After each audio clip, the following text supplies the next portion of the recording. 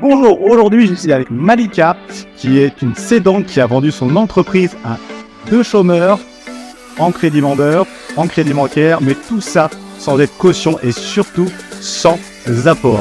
Alors, avec Malika, on s'est rencontrés par hasard. Donc, elle a vendu son entreprise et derrière, tu voulais encore entreprendre, peaufiner la reprise de d'autres boîtes, et donc du coup tu étais intéressé pour donc peaufiner tes connaissances, alors que tu en avais déjà parce que tu avais vendu ta boîte, mais en rentrant dans l'académie de reprendre l'entreprise, et c'est comme ça qu'on s'est rencontrés et que tu m'as raconté ton histoire qui est quand même assez incroyable. Tu as vendu à 2 personnes qui étaient au chômage, en crédit vendeur en partie, en crédit bancaire. Ils ont mis aucun apport de leur poche, et en plus de ça ils sont même pas caution des crédits qu'ils ont fait.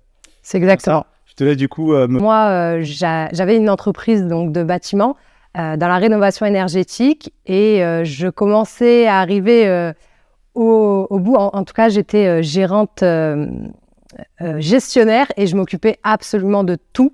Et j'étais au bord du burn-out. Et, Alors, en clair, ce que tu veux dire, c'est qu'il y a le visionnaire et le gestionnaire, ce qu'on dit toujours. Exactement. Toi, en clair, en fait, dans la rue vers l'or, ceux qui sont enrichis, c'est pas ceux qui ont trouvé chercher l'or, mais c'est ceux qui ont la pelle et la pioche. Et toi, aujourd'hui, en fait, tu fournissais la pelle et la pioche, et en plus, tu creusais en plus avec les équipes. Donc, du coup, burn-out total. Donc, pour parler chiffres, 2019, j'ai repris en juin 2019. Juste avant le Covid. Ouais, juste avant le Covid, en juin 2019. Et première année, donc c'était une demi-année.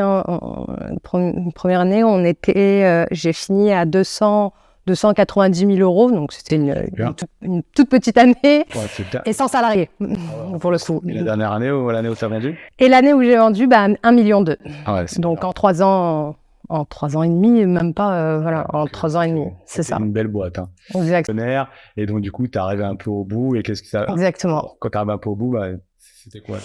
Là, la décision de vouloir vendre, pourquoi tu as voulu vendre? Ça a été beaucoup mes enfants, parce que je suis mère de 3 enfants. Moi, maintenant que tu connais un peu l'histoire, donc en clair, là, tu es arrivé au bout. En clair, t'en pouvais plus, tu voulais vendre. Donc, du coup, l'expert comptable t'a mis de mèche avec 2 autres personnes qui avaient créé, si je ne me trompe pas, une boîte qui était un petit peu comme similaire à la tienne, mais ils étaient au chômage. Ça faisait quelque temps qu'ils avaient créé la boîte, mais ils ne gagnaient pas d'argent avec. Ils étaient au chômage en parallèle à ça. Et en fait, justement, eux, ils avaient finalement... Enfin, eux-mêmes ne savaient pas, c'est le comptable qui a présenté avec toi, mais du coup, eux, ils ont eu l'opportunité de faire une chose que je conseille toujours, c'est de faire de la croissance externe, c'est-à-dire racheter d'autres boîtes, d'autres savoir-faire pour aller beaucoup plus vite. Et c'est ce qui s'est passé pour eux. Donc, ils pouvaient complètement, du coup, reprendre ta boîte parce qu'ils connaissaient le secteur, mais la difficulté, c'était de pouvoir la financer. Et sans apport, en étant au chômage, parce qu'ils avaient une boîte à ce jour. Les 2 repreneurs, mais c'était pire que s'ils n'avaient pas de boîte, parce que de toute façon, leur boîte ne fonctionnait pas, en tout cas, ne décollait pas. Elle était toute récente, voilà. Elle ne décollait pas, il fallait attendre encore moins 2-3 ans avant que ça tourne. C'est ça. Bien, donc là, c'était vraiment aux prémices, donc compliqué de se faire financer. Donc eux, ça leur a permis en fait de gagner quasiment 3 ans en rachetant l'entreprise, de pouvoir aussi se payer tout de suite, parce que l'entreprise est rentable, et en plus, moi, j'avais un salaire. Par la suite, ils ont été voir la BPI pour...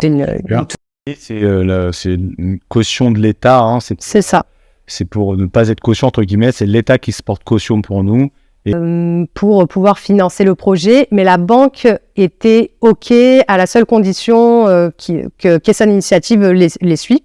Et son initiative, voilà. Donc là aussi, pour que les gens comprennent, c'est, encore une fois, c'est des aides régionales en général.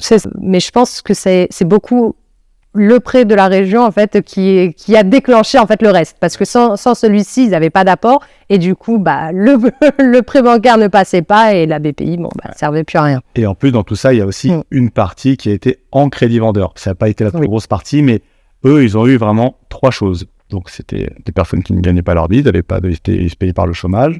Ils ont fait un crédit bancaire où, je crois que tu l'as pas dit, il me semble, mais ils n'étaient pas caution. Non. Parce que c'est BPI qui s'est mis intégralement caution de leur prêt. Et ils ont eu aussi, pour l'apport, un autre petit crédit, un prêt d'honneur ou ne sont pas non plus caution. Et pour finir, ce qui manquait, ça a été fait en crédit vendeur. Voilà. Concrètement, étant passé par le poste, on va dire, chef d'entreprise et avoir cette vision de gestionnaire, maintenant, je veux plus être dans l'entreprise, je veux vraiment être au-dessus, vraiment piloter une entreprise, mais sans... Visionnaire. Voilà, vraiment être en mode visionnaire. Exactement. Donc, le but, c'est vraiment de reprendre des entreprises. Donc, c'est pour ça, après avoir lu ton livre, je me suis dit, mais oui, c'est totalement ça, parce que j'ai toujours cet esprit d'entreprendre. Donc, je veux toujours entreprendre. Je veux reprendre des entreprises, mais vraiment en étant en dehors de l'entreprise. Tu sais ce que c'est que d'être gestionnaire. C'est tu as ça. l'expérience dans l'entrepreneur. Et tu as lu mon livre. Et en plus, il te forme pour l'académie.